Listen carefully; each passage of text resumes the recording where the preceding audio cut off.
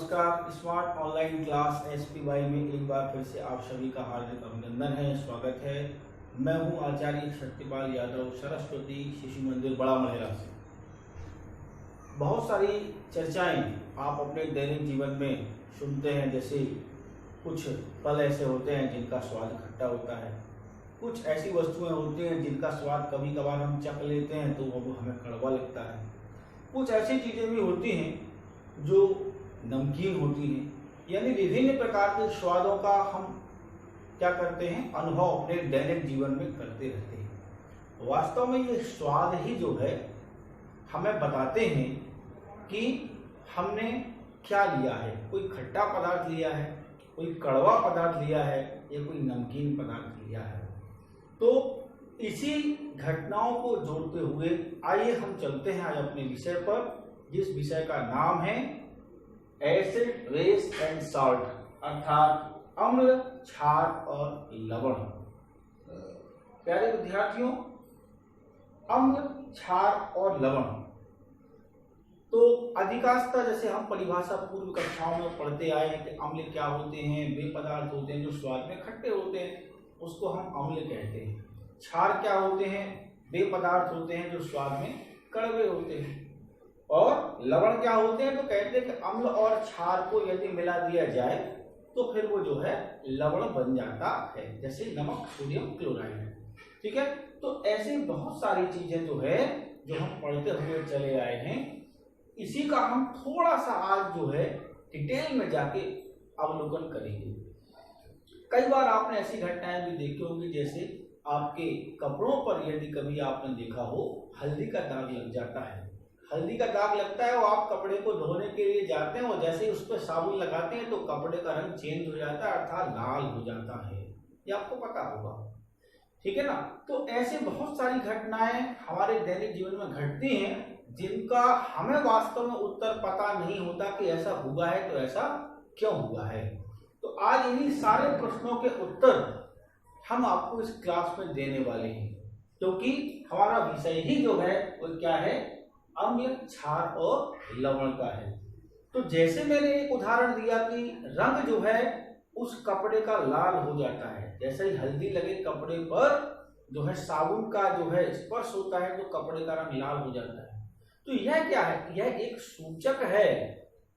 हल्दी क्या है, हल्दी का प्रकृति क्या है, अम्लीय है, क्षारीय है, लवणीय है, उसका एक संकेत है यहाँ पर। तो वास्तव में यह संकेत क्या है, यह संकेत जो है यह कहलाता है इंडिकेटर। इंडिकेटर अर्थात जिसको हम बोलते हैं संसूचक, सूचक, सूचना देने वाला। तो चलिए हम स्टार्ट यहीं से करते हैं। सबसे पहले कि संसूचक होते क्या है। संसूचक, संसूचक अर्थात इंडिकेटर। ध्यान रखना है आपको कि पाठ का आरंभ हम इस चीज से कर रहे हैं ताकि आपको ये बात बिल्कुल ध्यान में रखे कि हमारा पाठ जो है अम्ल, क्षार, लवण तो है, लेकिन उसका जो है अनुभव या उसका सीखने की जो प्रकृति या उसके गुण, उन सब का पता लगाने के लिए हम जिस सूचक का प्रयोग कर रहे हैं, क्योंकि पता तो चलना चाहिए। आप एक पात्र में मान लीजिए तीनों एक जैसे दिख रहे हैं, आपको पता नहीं कौन सा अम्ल है, कौन सा क्षार है, कौन सा लवण है, उसका अपन टेस्ट करते हैं। अपनी लैब में जाके क्या होता है, टेस्ट पेपर जो होते हैं उस टेस्ट पेपर से अम्ल, क्षार, लवण का क्या कर लेते हैं, पता लगा लेते हैं। तो ऐसे ही जो है संसूचक जो इंडिकेटर होते हैं, ये इंडिकेटर क्या है, इसकी परिभाषा मैं आपको बताऊं तो जो ऐसे पदार्थ, ठीक है ना, वे पदार्थ जो अपने रंग में परिवर्तन करके, अपने रंग को बदल करके अम्ल एवं क्षारीय व्यवहार प्रदर्शित करते हैं। परिभाषा लिख सकते हैं आप, वे पदार्थ जो अपने रंग में परिवर्तन करके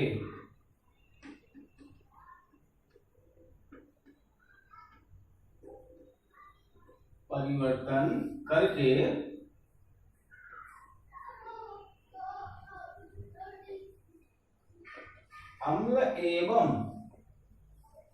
क्षारीय या क्षारकीय व्यवहार करते हैं,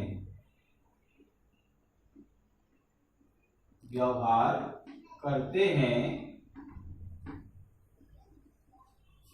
ठीक है ना, क्या कहलाते हैं? संसूचक या इंडिकेटर कहलाते हैं।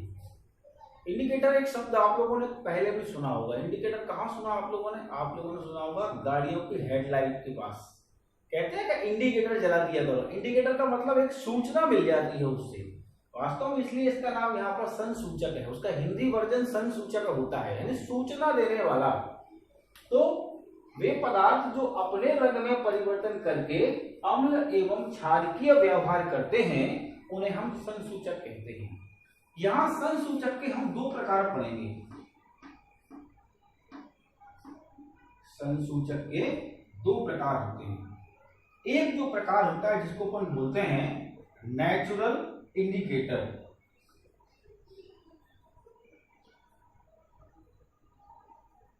नेचुरल इंडिकेटर, और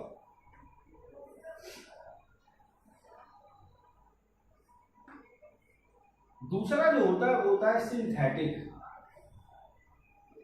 सिंथेटिक माने बनावटी।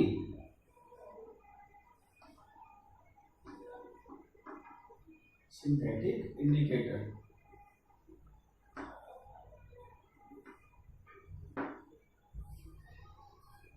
तो नेचुरल इंडिकेटर अर्थात प्राकृतिक संसूचक और सिंथेटिक इंडिकेटर अर्थात जो है जिसको अपन कह सकते हैं संश्लेषित संसूचक। नाम चाहे तो आप लिख सकते हैं प्राकृतिक संसूचक,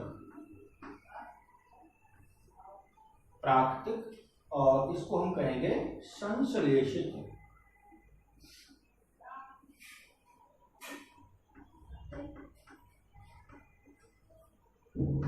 प्राकृतिक संसूचक और सिंथेटिक यानी कि संश्लेषित संसूचक।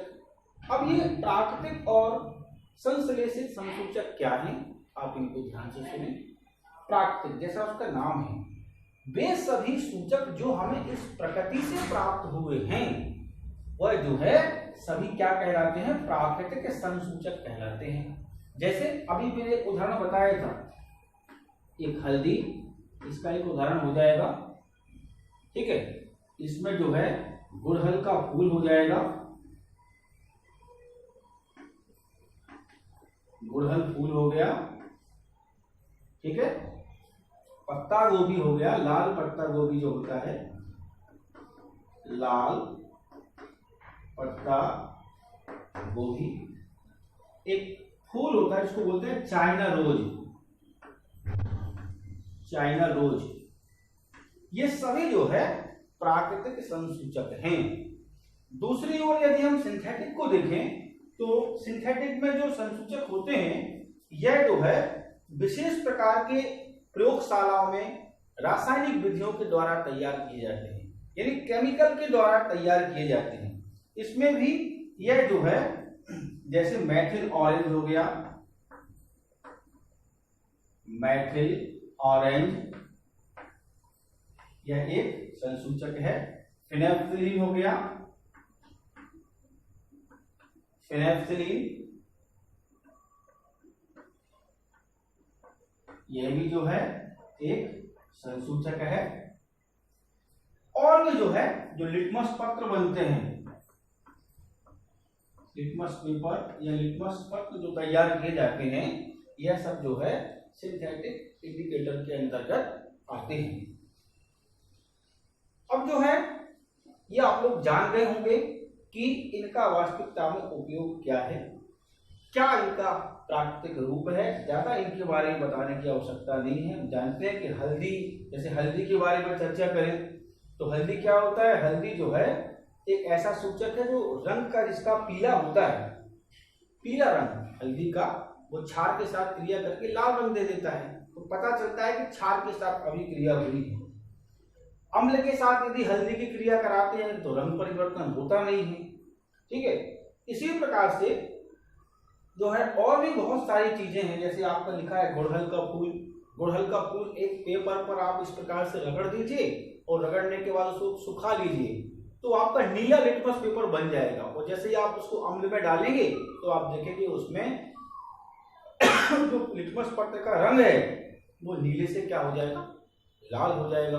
तो उसमें भी इसका प्रयोग आप देख सकते हैं। लाल पत्ता गोभी भी इसी प्रकार से है। ठीक है, इसी प्रकार से सिंथेटिक इंडिकेटर जो होते हैं, जो प्रयोगशालाओं में, लैबों में इसका प्रयोग किया जाता है। तो ये सब जानकारी आप लोग अच्छी तरह से जान गए होंगे, संसूचक को अच्छी तरह से समझ गए होंगे। चलिए हम चलते हैं संसूचक के साथ साथ जो है संसूचक के दो और महत्वपूर्ण संसूचक, जिसका नाम है गंधीय संसूचक और दूसरा होता है सार्वत्रिक संसूचक।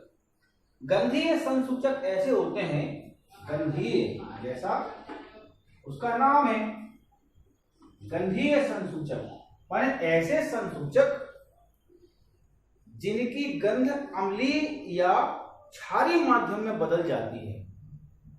जिन सूचकों के माध्यम से गंध जो है अम्लीय या क्षारीय माध्यम में बदल जाती है, इसको हम गंधीय संसूचक कहते हैं। जैसे आपने देखा होगा प्याज, लौंग, इनकी एक विशेष गंध होती है। प्याज है, लौंग है, एक वेनिला, वेनिला इसका नाम आप लोगों ने सुना होगा, एक सुगंध युक्त पदार्थ है जो वेनिला वंश के आर्किड से उत्पन्न हुआ है। ये मूल जो है मैक्सिको है और मैक्सिको में स्पेनिश भाषा से लिया गया शब्द है। और वेनिला कंपनी की आइसक्रीम तो आपने खाई ही होगी, तो आप सबको ये बातें याद हैं। तो एक तो गंधी हो गया और दूसरा हो गया सार्वत्रिक। सार्वत्रिक का मतलब होता है कि जो सभी स्थानों पर सूचक जो है पर्याप्त मात्रा में मिल जाता है, मिश्रण के रूप में उपलब्ध होता है, उसको जो है हम सार्वत्रिक संसूचक के नाम से जानते हैं। और मेथिल ऑरेंज है, जैसे फेनेप्थलीन में बता चुका हूं वैसे इसके बारे में। मेथिल ऑरेंज और फेनेप्थलीन है, इनको सार्वत्रिक जो है संसूचक के नाम से जाना जाता है। तो ये बात आपकी समझ में अच्छी तरह से आ गई होगी। तो चलिए अब हम चलेंगे अम्ल क्षार लवण की परिभाषा की ओर। देखते हैं अम्ल क्षार लवण की परिभाषा। तो चलते हैं अम्ल की परिभाषा की ओर। अम्ल है क्या? लिखा हुआ है अम्ल वे यौगिक पदार्थ हैं, यौगिक हैं, ध्यान रखना, जिनमें एक या एक से अधिक विस्थापनशील हाइड्रोजन परमाणु विद्यमान हों। विस्थापनशील हाइड्रोजन परमाणु विद्यमान हों और जिन्हें अंशतः या पूर्णतः धातुओं या धातुओं के सदृश आचरण करने वाले मूलकों द्वारा विस्थापित करने पर लवण का निर्माण हो, अम्ल कहलाते हैं। और क्षारक या क्षार से क्रिया करने के उपरांत लवण व पानी का निर्माण हो, अम्ल कहलाते हैं। यह एक विस्तारित परिभाषा हो गई। अब इस परिभाषा को हम जब परीक्षा के लिए लिखते हैं तो इसमें तीन चीजें एक साथ हो गई हैं। यदि आप ध्यान से देखें तो पहली बात में कहा गया है कि हाइड्रोजन परमाणु विद्यमान हो और विस्थापनशील हो। दूसरी बात में कहा गया है कि धातुओं या धातुओं के सदृश व्यवहार करने वाले मूलकों द्वारा विस्थापित करने पर लवण का निर्माण करे। और तीसरी बात कही गई है क्षारक या क्षार से क्रिया करके लवण पानी का निर्माण करे। वास्तव में तीन चीजों को जोड़ करके यह एक परिभाषा यहाँ पर दी गई है और आप इस परिभाषा को बहुत अच्छी तरह से याद भी कर सकते हैं। लेकिन कुछ विचारधाराएं जो वैज्ञानिक हुए हैं, उन वैज्ञानिकों की कुछ अलग विचारधाराएं हैं और उन्होंने अपनी विचारधारा के आधार पर वास्तव में सरल से सरल जो है अम्ल की परिभाषाएं दी हैं, जिनको भी आप बहुत अच्छे से याद कर सकते हैं। तो इन्हीं विचारधाराओं में एक विचारधारा है आर्यनियस की। चलते हैं आर्यनियस की विचारधारा की ओर। अम्ल संबंधी विचारधाराएं।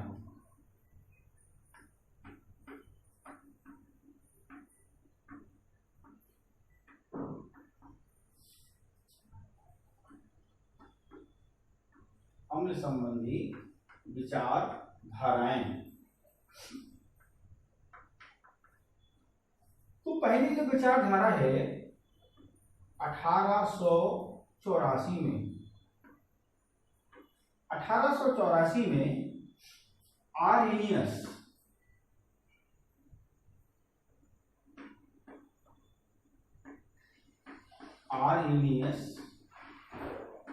वैज्ञानिक ने अपनी एक विचारधारा प्रस्तुत की जिसको आयनिक सिद्धांत कहा गया।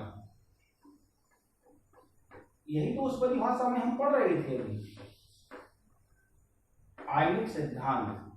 तो ये आयनिक सिद्धांत क्या था? उन्होंने बहुत बहुत ही सरल परिभाषा दे दी और परिभाषा में क्या बताया कि अम्ल वे पदार्थ हैं, अम्ल वे पदार्थ हैं जो जल में घुलकर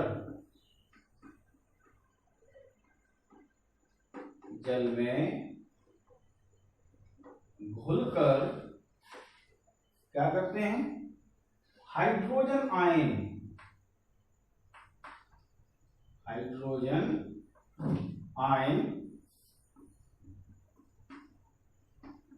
अर्थात जिसको H+ आयन अपन कहेंगे, देते हैं।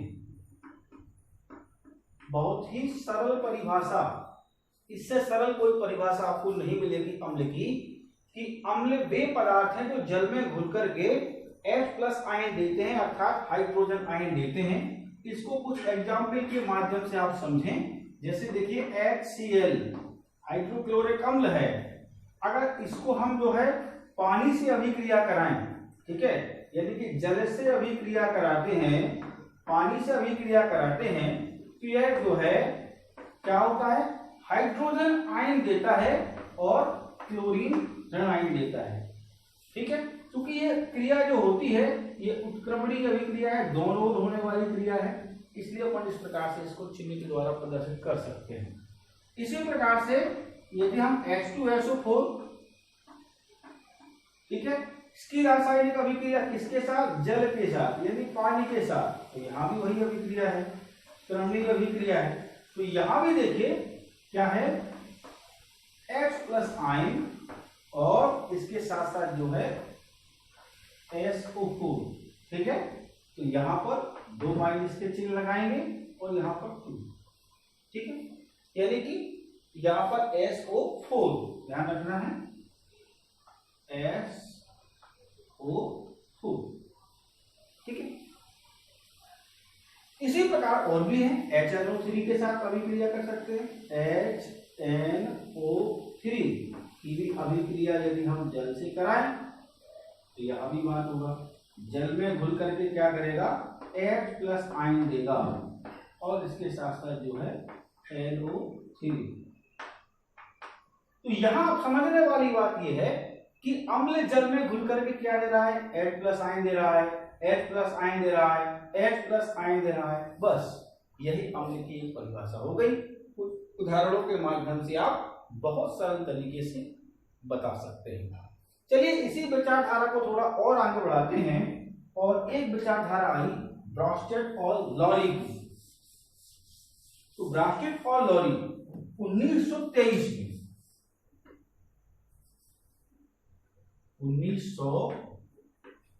में ब्रॉस्टेड और लॉरी ने भी अपनी एक परिभाषा दी। ब्रॉस्टेड और लॉरी, ब्रॉस्टेड और लॉरी का भी एक सिद्धांत आया।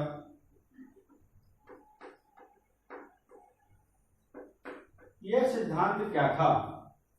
तो इस सिद्धांत के अनुसार उन्होंने बताया कि अम्ल वे पदार्थ हैं जो किसी दूसरे पदार्थ को प्रोटॉन देने की क्षमता रखते हैं, अर्थात इस पर लगभग उसी परिभाषा, क्योंकि H+ आयन क्या है? H+ आयन माने प्रोटॉन है, इस पे धन आयन होता है, वो प्रोटॉन होते हैं। उसी परिभाषा को उन्होंने दूसरे प्रकार से प्रस्तुत कर दिया। तो उन्होंने क्या बताया कि अम्ल वे पदार्थ हैं,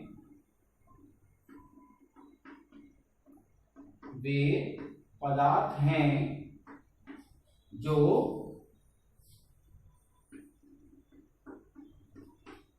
किसी दूसरे पदार्थ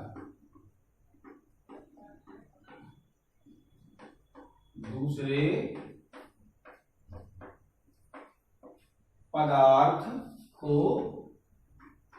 क्या करते हैं, प्रोटॉन देते हैं या प्रोटॉन प्रदान करते हैं।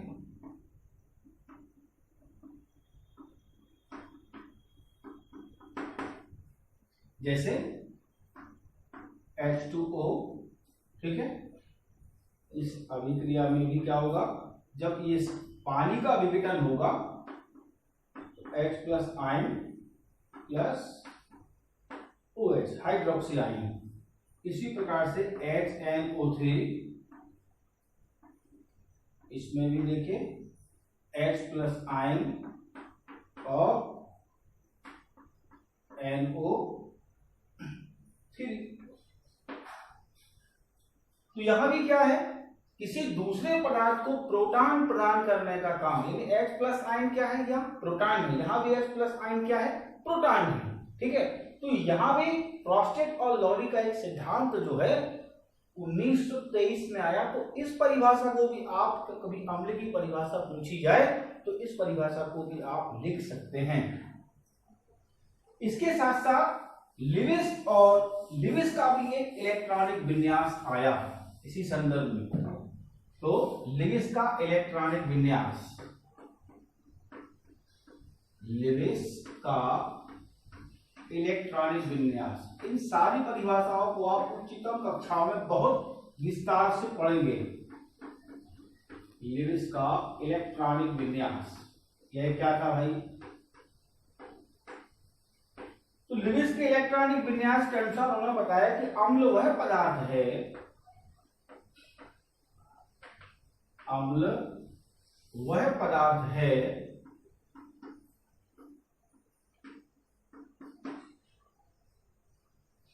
जिसमें इलेक्ट्रॉन का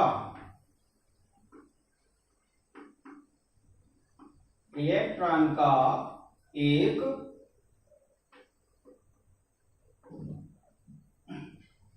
निर्जन युग्म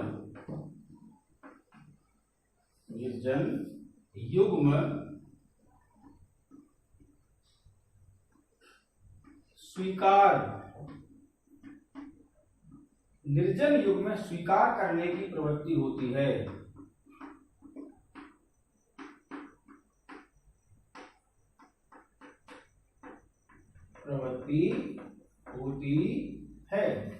इस परिभाषा के अनुसार जैसे मान लीजिए कैल्शियम ऑक्साइड, ठीक है, और इसकी क्रिया यदि हम SO3 सल्फर डाइऑक्साइड से करें तो क्या प्राप्त होगा, CaSO4। अब यहां उदाहरण को समझें, परिभाषा को समझें, वह पदार्थ जिसमें इलेक्ट्रॉन का एक निर्जन युग्म स्वीकार करने की प्रवृत्ति होती है, इलेक्ट्रॉन का एक निर्जन युग्म, ठीक है। तो इस रासायनिक अभिक्रिया के दौरान कैल्शियम ऑक्साइड और सल्फर डाइऑक्साइड, तो कैल्शियम ऑक्साइड ऑक्सीजन का एक परमाणु यहां स्वीकार किया किसने, सल्फर डाइऑक्साइड ने, और कैल्शियम सल्फर डाइऑक्साइड बनाया, यानी कि SO4। ऑक्सीजन का कितना परमाणु था यहाँ पर, एक, इस एक इलेक्ट्रॉन को इसने क्या किया, स्वीकार किया, और स्वीकार करने के दौरान एक नया यौगिक तैयार किया। तो ऐसी परिभाषा जो है, लिविस का एक इलेक्ट्रॉनिक विन्यास भी आया जो दिया गया। ऐसे करके 3 महत्वपूर्ण परिभाषाएं और अम्ल की महत्वपूर्ण परिभाषाएं आप सबने सुनी और जानी। तो अब इसी में हम ले लेते हैं अम्ल के प्रमुख गुण कौन कौन से हैं। तो अम्ल के गुण,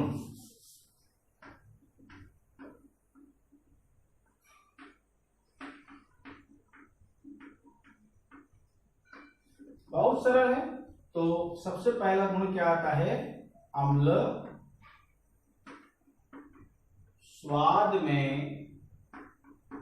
खट्टे होते हैं, ये इसका पहला गुण बता सकते हैं। दूसरा गुण जो होता है, जो अम्ल है, प्रबल अम्ल, ठीक है, इसको पढ़ेंगे डिटेल से। प्रबल और दुर्बल 2 प्रकार के होते हैं। प्रबल अम्ल जो होते हैं वह विद्युत के चालक होते हैं।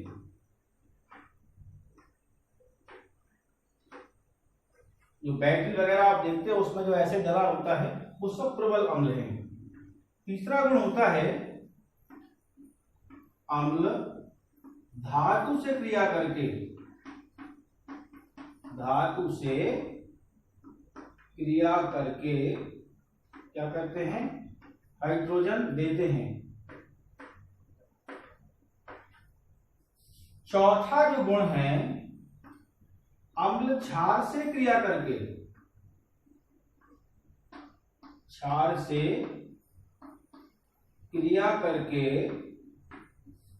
क्या करते हैं भाई, लवण और पानी, लवण और पानी का निर्माण करते हैं।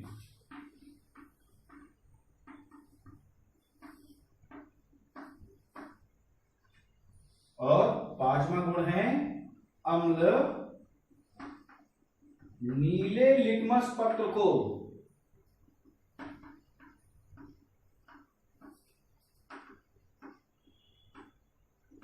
लाल कर देते हैं।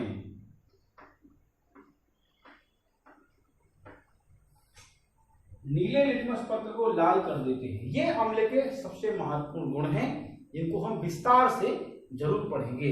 ये नीचे एक गुण लिखा है अम्ल नीले लिटमस पत्र को लाल कर देते हैं, अधिकांशतः हमारे बच्चे भूल जाते हैं। इसके लिए मैं आपको एक शॉर्ट फॉर्मूला बता दे रहा हूं, बड़ा सरल सा है, आपको केवल इतना याद रखना है, एक नाम अनिल, बस। तो ये गुण आप कभी नहीं भूलेंगे। अनिल, अनिल, यहाँ अम्ल नीले लिटमस पत्र को लाल करते हैं, बस इतना याद रखिए। अम्ल का आपको गुण याद रहेगा, और जस्ट इसका उल्टा क्षार का होता है। तो अनिल याद रखिए, तो अम्ल नीले लिटमस पत्र को लाल करते हैं। ठीक है, तो यहां तक जो है अम्ल के गुण आप लोगों को बताए, यहां तक जो वीडियो बनाया गया है। इसके पश्चात क्षार और क्षार के गुण, अम्ल क्षार की विभिन्न रासायनिक क्रियाएं, इस पाठ के अंतर्गत हम जरूर पढ़ेंगे। वीडियो को लाइक करिए, सब्सक्राइब करिए, अपने मित्रों को जरूर भेजिएगा। धन्यवाद, नमस्कार।